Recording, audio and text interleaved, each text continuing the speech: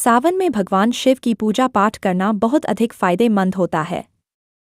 सावन का महीना हरियाली वाला महीना होता है और इस समय पूजा पाठ का बहुत अधिक महत्व भी होता है। यह कहा गया कि सावन में यदि आप शिवलिंग पर जल भी चढ़ाते हैं तो इससे ही भगवान शिव प्रसन्न हो जाते हैं। इसके अलावा आप सावन में भगवान शिव की प्रिय चीज़ों को भी शिवलिंग पर चढ़ा सकते हैं। आज हम जानेंगे कि सावन में क्या क्या चीज़ें आप शिवलिंग पर चढ़ा सकते हैं और इनका क्या क्या फल आपको मिलता है। 1. शहद चढ़ाने से रोग दूर होते हैं। यदि आप सावन के महीने के अंदर शिवलिंग पर शहद को चढ़ाते हैं तो इससे आपके सभी रोग कष्ट दूर होते हैं। यदि आप किसी तरह की लंबी बीमारी से काफ़ी अधिक परेशान हैं तो सावन के महीने में शिवलिंग पर शहद को अर्पित करें, जिससे कि भगवान आपके रोगों को हर लेंगे। 2. मनचाहा वर पाने के लिए यह करें। यदि आप एक लड़की हैं और आप चाहती हैं कि आपको मनचाहा आपकी पसंद का पति मिले तो आप यह उपाय कर सकती हैं। सावन के महीने के अंदर भगवान शिव को शमी का फूल चढ़ाएं, जिससे कि आपकी शादी आपके मनचाहे वर से हो जाएगी। 3. कष्ट दूर करने के लिए उपाय। यदि आपके जीवन में बहुत अधिक कष्ट आते हैं, कष्ट कम नहीं हो रहे हैं, तो आप यह उपाय कर सकते हैं। आप सावन के महीने में शिवलिंग के ऊपर तिल चढ़ाएं, जिससे कि आपके जीवन के कष्ट अपने आप ही दूर होते चले जाएंगे। महादेव आपके ऊपर कृपा करेंगे। 4. अटके हुए काम को पूरा करें। यदि आपका कोई अटका हुआ काम है और काफ़ी समय से पूरा नहीं हो रहा है तो सावन के महीने में आप शिवलिंग पर जौ चढ़ा सकते हैं।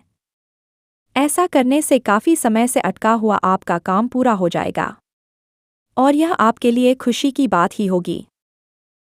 5. शिवलिंग पर गंगा जल चढ़ाएं।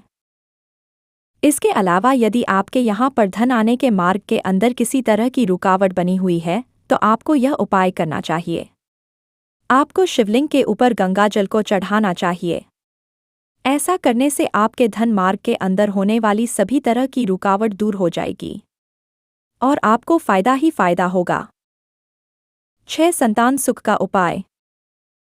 यदि आपको संतान नहीं है या फिर संतान का सुख नहीं मिल रहा है तो सावन के महीने में शिवलिंग के ऊपर गेहूं को अर्पित कर सकते हैं। ऐसा करने से आपको संतान सुख मिलने के चांस काफ़ी अधिक हो जाते हैं और संतान की तरफ से कष्ट मिलना भी बंद हो जाता है। यह एक अच्छा उपाय है जिसको कोई भी कर सकता है। 7. धतूरा और भांग। धतूरा विष के प्रभाव को शांत करने वाला। शिवजी को अर्पण करने पर नकारात्मक ऊर्जा दूर होती है।